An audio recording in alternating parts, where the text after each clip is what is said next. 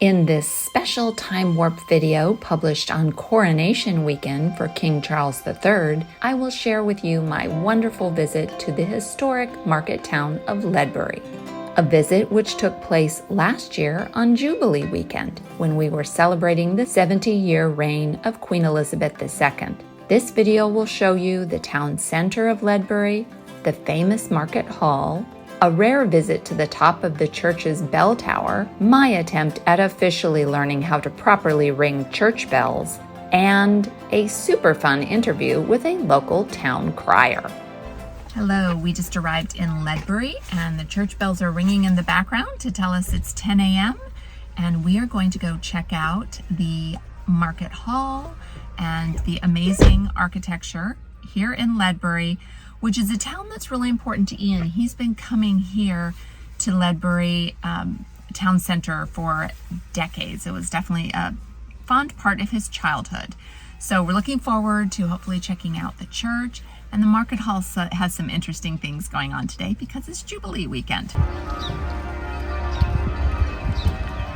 Church bells are just finishing ringing, but I really want to show this beautiful building here in the back with the dovecote.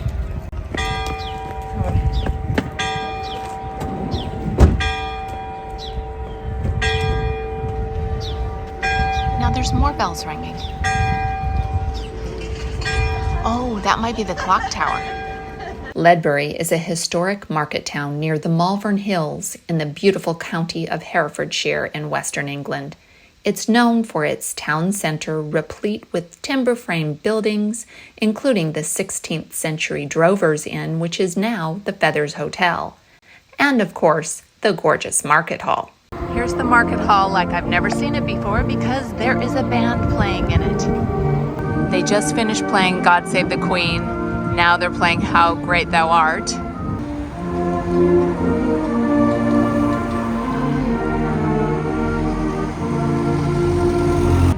I love this war memorial because it depicts all the different armed forces.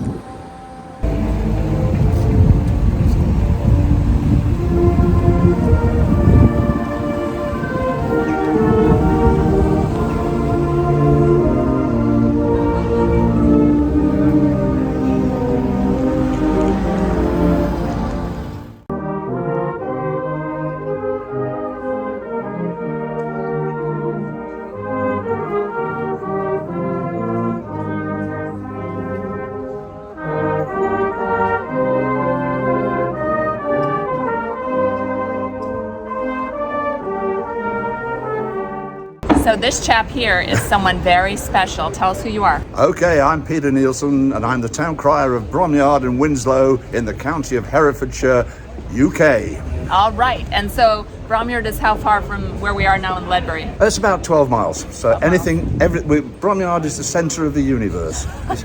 There's only one place in the world called Bromyard and it's just 12 miles down the road. So I've been town crier there for 15 years, but there's been town criers there since the year 1705 that we know of. So, we're just carrying on an old tradition. Okay, so for those of us who are ignorant as to the duties of a town crier, tell us what you do. Well, in the old days, because people couldn't read or write, they needed to get the information. So town criers were employed by the mayor, who is also a representative of the Queen. So I am a messenger of the Queen, or the sovereign anyway. But now these days, because of all the social media, the newspapers, etc., with town criers are just used for show purposes, basically announcing opening events or leading parades or something like that. Yeah, we've got a job to do. We fulfill, and it's tradition and it's noisy. I love this little alleyway in Ledbury that leads back to the church from the market hall. It just is a place that you can walk down this cobblestone path and feel like you're a few hundred years ago. So you meet the most interesting people wandering back alleys in Ledbury. Yeah, well, particularly this passage. So this man here is 92 years young, and he was telling me about his days as headmaster of where? Harrow. And who do we know that's attended Harrow? Winston Churchill. Oh, yes, I have heard of him. I've been to Blenheim in the last week, in Oh, fact. good. Excellent. So how many years were you a headmaster? 30. Wow. And so then you retired here to the Ledbury area? I retired, yes, I lived around the corner. Oh. In the middle of Ledbury. Oh. In an old house, which was a new house in 1800. The borough of Ledbury dates back to about 700 AD, but the town was formed in the 12th century. This heritage center is a museum which has all kinds of interesting insights into historical aspects of Ledbury. Since it's in the old grammar school, here's a look at a vintage teacher's desk and a peek under the floor to see where the wool fleeces might have been washed in the stream below the building. And here is a look at how wattle and daub was used to construct the local buildings. This building is from the 1490s, around the time that Columbus sailed the ocean blue, and it's one of only 2 surviving major buildings of the early Tudor period that's still in Ledbury. This characterful little ancient lane with the church at the end of it is called, not surprisingly, Church Lane.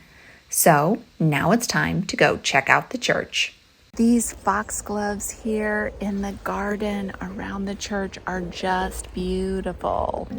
The Anglican Parish Church of St. Michael and All Angels is a lovely place. Some of the building dates back to the 12th century, though much of it was added in the 13th and 14th centuries and extensively refurbished in the 19th century. So I've had Ian take photos and video of me next to a lot of Devil's stores. And I think this is the tiniest one ever because the doorway starts here. It is like really tiny. There was a Jubilee concert going on when we visited the church, so I'll include a little bit of the audio of that.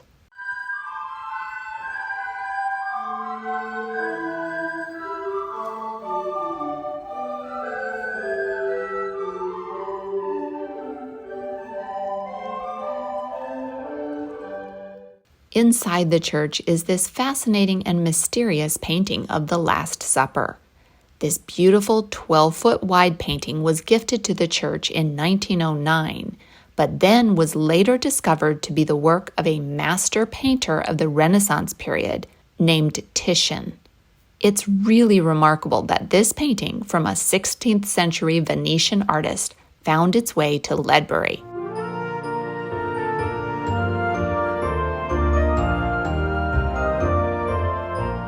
Here next to the altar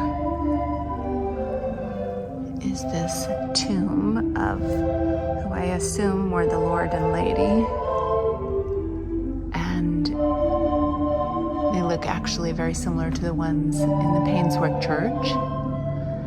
And here we see the depiction of their children. It looks like 5 sons and 5 daughters. And then perhaps this one is a little angel baby, maybe a stillborn child here, daughter. The 13th century bell tower is actually a separate structure, which is usually not open to the public, but we were lucky to have a chance to tour it on our visit. And here we are in the bell tower. So exciting to see these bells. Here's a little bell ringing tutorial going on here in the tower by a chap who actually knows how it's done. And here he is giving me an engineering explanation of how it all works. And this is the magic device that programs the bells to make the lovely tunes. It was so fascinating to finally see the bells up close. Only 2 bells are left from the original set made in 1690.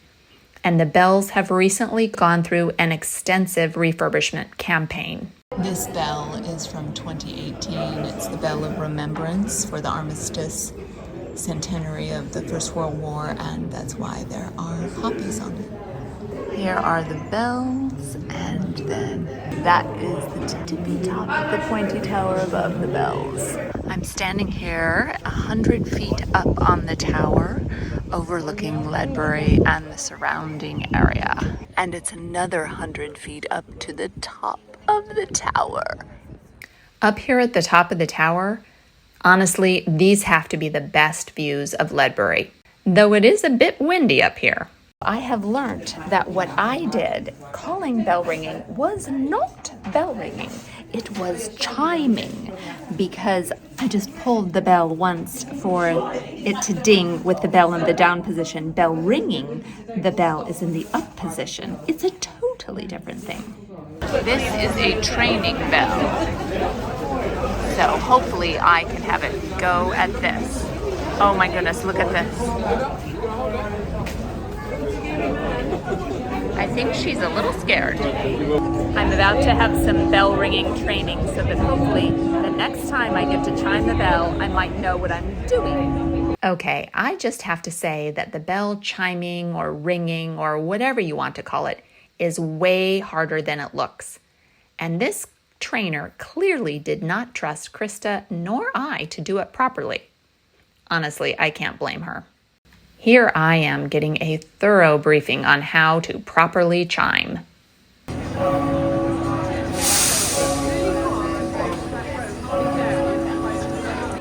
And this is me totally messing up.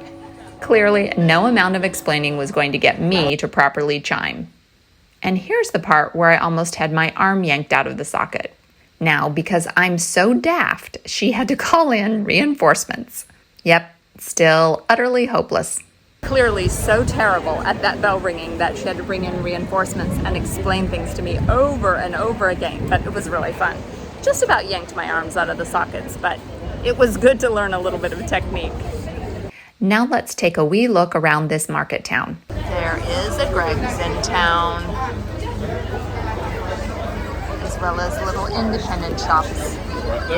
These are the lovely Jubilee bouquets for sale at the florist. And of course, I had to peruse my favorite local goods on offer, like the Gloucestershire honey and the Herefordshire and Welsh cheeses.